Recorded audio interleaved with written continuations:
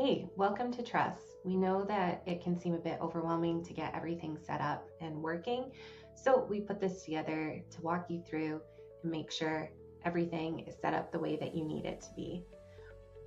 We're going to start on the main dashboard.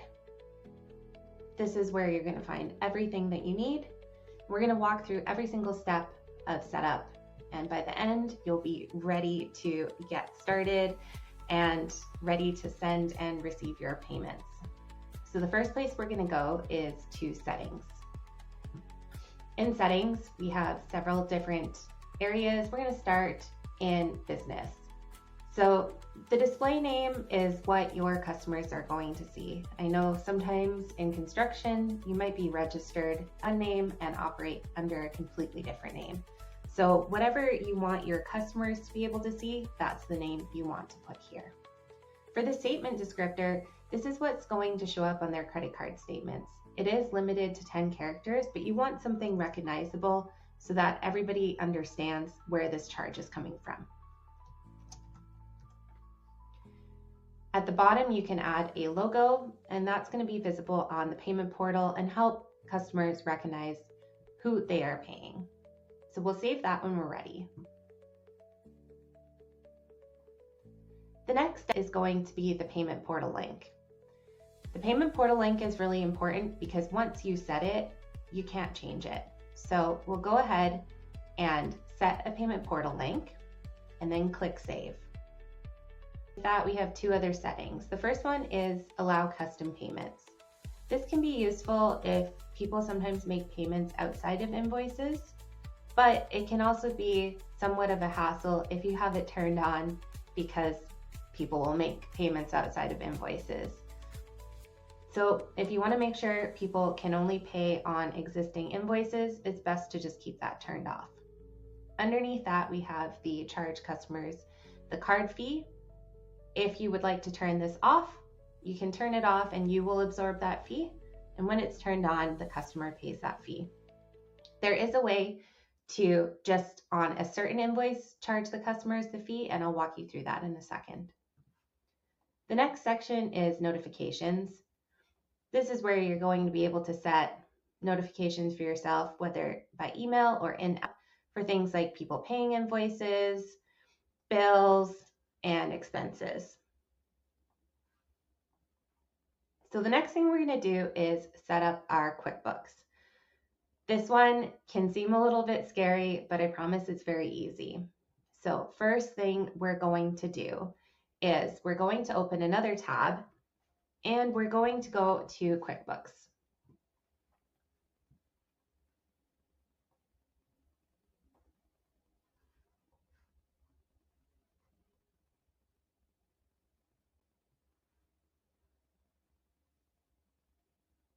Once we're in QuickBooks, we're going to go to Accounting and to Bank Transactions.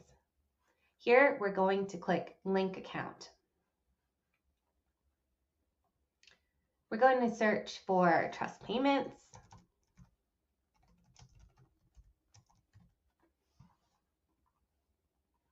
And then we're going to click Continue.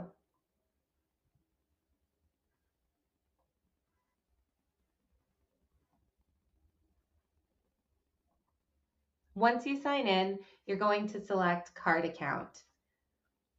For the card account, you're going to name it Truss Card. The account type will be credit card. The detail type will be credit card. Then you're going to add the cash account. You're going to add new, and you're going to type Truss Cash. The account type will be bank, and the detail type will be checking.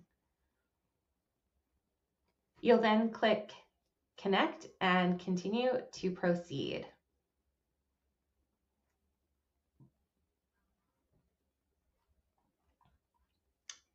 So now that we've created those two accounts in QuickBooks, on the Truss side, we're going to connect that QuickBooks account.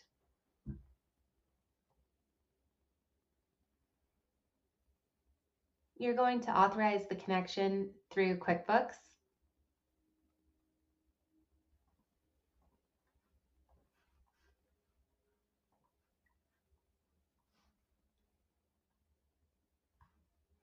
So once we've connected the QuickBooks account, we have a couple of other settings to set up.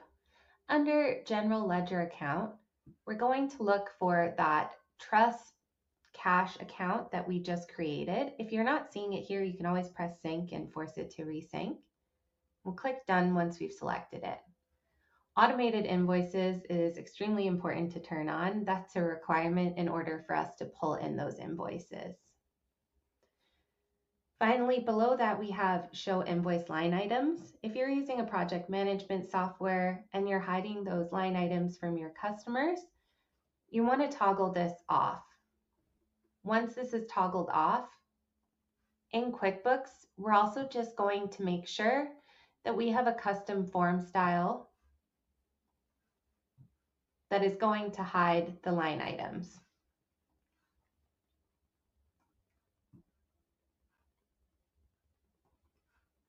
Balance protection is another optional service.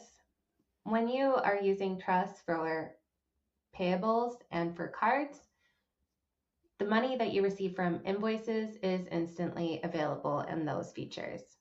If you're running external services with an account and routing number from Truss, that requires those funds from your invoices to be settled. Balance protection allows you to pull funds from money that is not yet settled.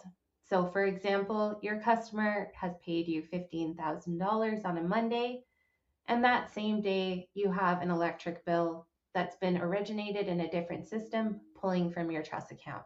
With balance protection, we would be able to pull from the invoice payment of $15,000 without those funds having to be settled. Now we've got all the main settings done.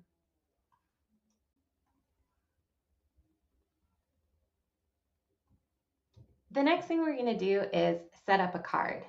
So every person can have one physical card and up to 10 virtual cards. Each person that you allow to have a card has their own spending limit, but these cards are all tied to the balance in your account, meaning you can't spend more than the funds that are actually available in your account. We're going to click on Issue a Card.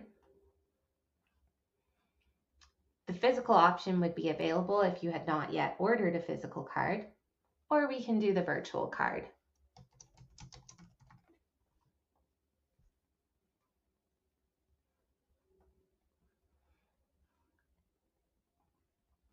Under Cards, you can see all the different cards that you have. And under Expenses, you can see all the purchases that you've made. As soon as you make a purchase, you'll get a text that tells you you need to upload a receipt.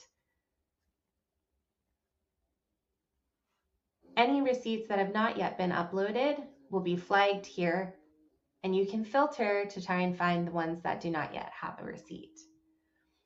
If you're an admin user and you're trying to see the other people's cards on your account, instead of going to My Card, we're going to go to Admin. Here we can see the team cards, all the different names for those cards. We can freeze any of those cards if we need to, or close them if, for example, an employee was to leave the company. This section is also where you can add other team members. There's a few different roles that we have. If you click in User Roles, you can see what the different limitations of those roles are, and you can always choose whether to send somebody a card or not. Using our cards is not mandatory in order to be part of Truss. With those cards comes rewards. These are like typical credit card rewards. We have things like flights, hotels, crypto, cashback, and gift cards. So you can choose how to redeem those points.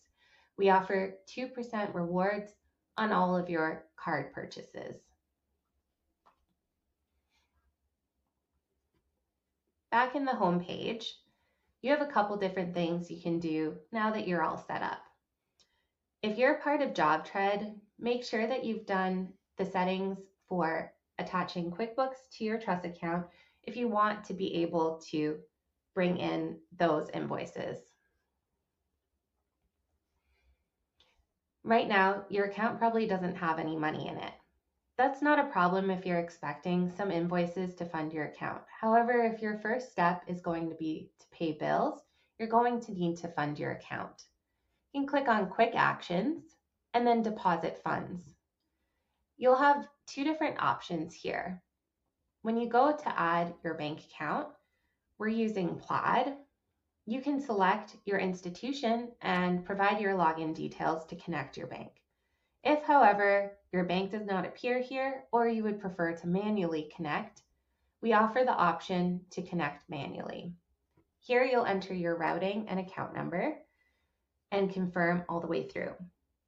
After this happens, we send a 1 penny deposit to your external account. On that 1 penny deposit, there's a 3-letter code. You're going to take that code and come back here and enter the code in order to finish connecting the account. This is something we have to do to make sure that you truly have access to this account and to make sure that we're not letting you just add anybody's account and routing numbers to the account. Once you've connected through Plaid or manually, you can select that account, click Next, and enter the amount that you would like to deposit. You can confirm the details, accept the terms and conditions, and confirm the deposit. Now you have in your account. The other thing that you'll have ready to go now that you've added QuickBooks is your invoices. One thing to remember is if you're not using QuickBooks, that's totally fine. We have a way to manually create invoices as well. If we go to payments and invoices, if you are using QuickBooks, you can see those are currently syncing in. Whether you're using QuickBooks or JobTread or BuilderTrend, any of those invoices, now that you've connected QuickBooks, are going to flow automatically into Truss. You can tell when they've come from QuickBooks because they'll have this logo right here.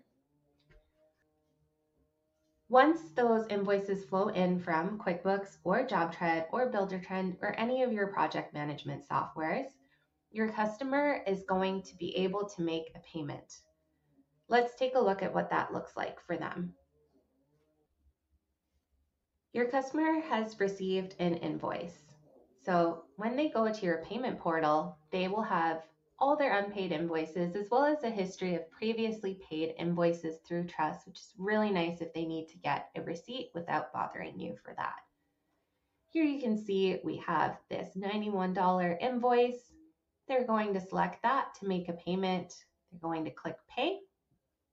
Here we show them the two options. So the credit card, there's obviously the fee that is passed on to them, but they also have the option for the free ACH, so they can choose how they want to make this payment.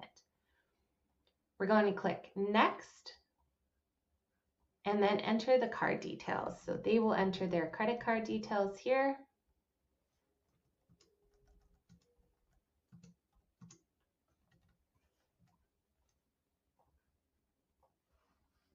And then they're going to click Pay.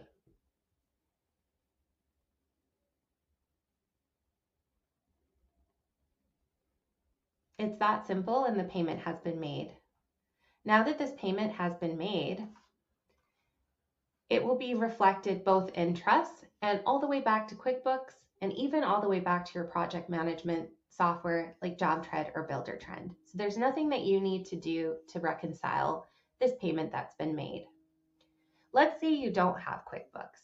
If you don't have QuickBooks, you can create an invoice. We're going to search for a customer if we have a list of them, or we're going to add somebody. So let's add a new customer. Now that we've added that customer, we can enter the invoice amount, the description, the due date, and we can choose if we want to send a text message as well. You can also add an attachment if you're using something that's creating a PDF, for example, of the invoice. We'll send off this invoice. So whether you're using QuickBooks or creating invoices within Truss, that's how we'll take care of all of the different invoice types. The next thing is bills. Bills, like invoices, will pull in automatically from QuickBooks or JobTread, BuilderTrend, any of the softwares that are using QuickBooks as an intermediary between Truss and that software. These bills pull in But they're a bit different than invoices because we need to choose whether we want to make a payment on them. We're not just going to assume you want to pay all these bills. So we can see these QuickBooks bills that have come in. Let's find a bill to pay. We're going to add a payment. Once we've chosen to pay this, we have a few different options for how we'd like to pay it. There's no fees for any of these options. The first is check delivery, where Truss will print and mail a check directly to the vendor. For that one, you would need their mailing address. Then we have direct deposit, where you would provide the vendor's bank accounting and routing information, and we'd send the funds directly there. The one that I always recommend is payment link. With a payment link, the vendor can decide themselves how to accept the payment. And if they choose direct deposit, they enter their own bank information. And if they choose check, they enter their own mailing address. So it leaves you out of the process without having to handle sensitive banking information. We're going to click next and pay this bill. If you do have bookkeepers as a user role on your team, they can also queue up these payments and send them to you for approval without actually sending the final payment. So that adds another layer of approval onto the process if you want somebody to queue up those payments but not actually send them until you give that final approval. Similar to invoices, if you're not using QuickBooks, you can also create a bill within Truss, add a vendor, add the amount, the description, and pay that bill. For people with many, many bills, we also have the option to pay multiple at once. If we click this pay bills, it'll pull up all the different bills that we have outstanding. So we will select which ones we want to make a payment on. We don't have to pay them all. We'll go to review. Here we can change the method of that payment, as well as if we're sending a partial payment, we can adjust those amounts and pay these bills.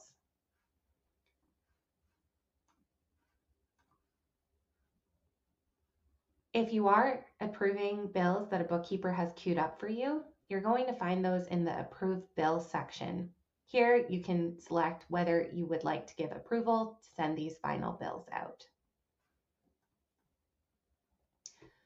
With all these different steps taken care of, your account is now ready to use. If you have any other questions, you're welcome to reach out to us, support@trusspayments.com, or you can reach out to us with our built-in chat widget. Should be in the bottom corner of your screen. That connects you directly to one of us who'd be happy to help you with any other questions that you have.